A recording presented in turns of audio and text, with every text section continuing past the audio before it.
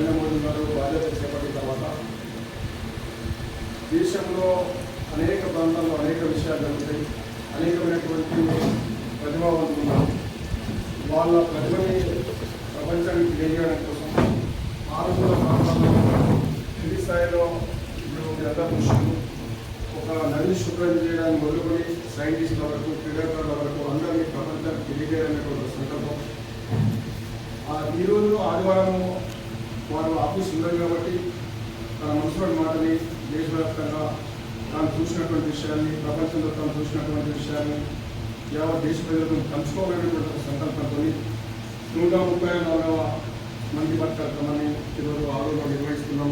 మీరు రావాలని చెప్పి రాజకీయ గారు మండలాధ్యక్షులు అరుణ్ గారు వీళ్ళు అయిన తర్వాత తప్పకుండా నాకు కొంత అవకాశం ఇస్తారని చెప్పడం జరిగింది.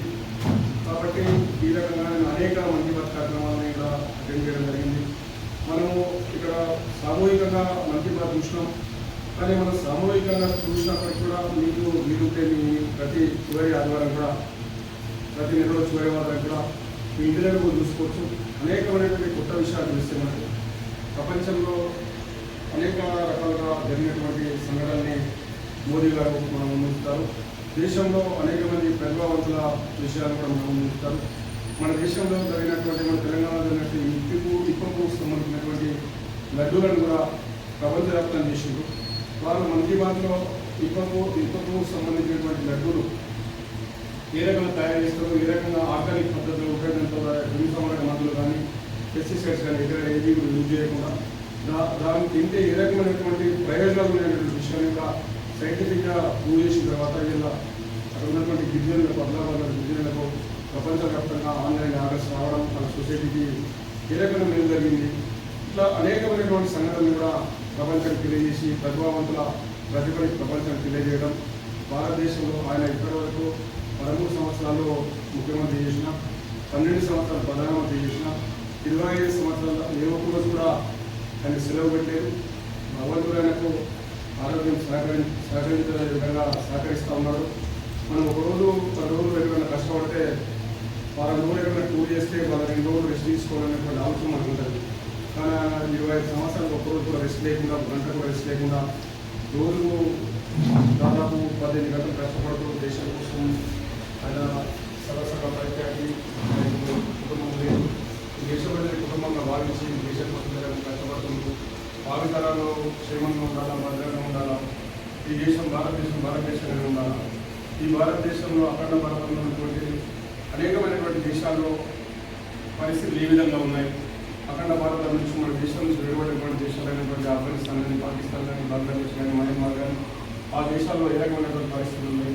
రేపు భారతదేశానికి ఆ పరిస్థితి రావాలంటే భారతీయులందరూ కూడా ఐకమత్యంగా ఉండాలా, మన దేశాన్ని మనం కాపాడుకోవాలా. భారతరాలు సుఖంగా ఉండాలన్నా, సుభిక్షంగా ఉండాలన్నా, భద్రంగా ఉండాలన్నా మోదీ గారు ఒక ఆలోచన విధానంలో ముందుకెళ్తున్నారు. అనేకమైనటువంటి మార్పులు తీసుకొచ్చిందో ఇంకా భవిష్యత్తులో అనేకమైన మార్పులు వస్తాయి. ఏ రకమైతే మనం ఏ ఆలోచనలైతే మనం ఈ పార్టీని స్థాపించుకున్నామో దానికి అనుగుణంగా వారు పని ప్రారంభించారు. ఇంకా అనేకమైనటువంటి దేశంలో అనేక మంది విదేశీయులు వచ్చి, తిరుగుబాటుదారులు వచ్చి ఈ దేశంలో ఉన్నారు. వాళ్ళందరినీ కూడా వాళ్ళ దేశాలకు పంపించేటప్పుడు విలువ ప్రసక్తి లేదు. వాళ్ళ కొత్త కమిటీ కూడా ఉన్నారని రీసెంట్లీ 3 రోజుల క్రితం మనిషిగా వేయడం జరిగింది. ఈ దేశంలో ఎవరైనా సరే తిరుగుబాటుదారులు కావలేదు. కాబట్టి భారతదేశం ఉండే విధంగా మనమందరం కూడా మన పండుగలు జరుపుకునే విధంగా మన అఖండ భారతం నుంచి వెళ్ళినటువంటి ఏ దేశంలో కూడా మన పండుగలు జరుపుకునే పరిస్థితి లేదు. పొద్దున దేశం విడిపోయే పరిస్థితి లేదు. మనకు చదువుకునేటువంటి పరిస్థితి లేదు. ఆరోగ్యమైనటువంటి పరిస్థితులు మనకు రాకుండా ఉండాలంటే మనం అందరం కూడా అప్రమత్తంగా ఉండాలి. కాబట్టి ఆరోగ్యమైన ఆలోచించాలి. మన పనులు మనం చేసుకుంటూ దేశం కోసం మనం కూడా ఒక నిమిషం ఆలోచించాల్సిందిగా మీ అందరికీ కూడా విజ్ఞప్తి చేస్తూ ఇతన్ని పిలిచి మీ అందరితో పాటు మన్ కీ బాత్ కార్యక్రమాన్ని చూసేటటువంటి అవకాశం కల్పించినటువంటి మండల పార్టీకి ధన్యవాదాలు తెలుపుకుంటూ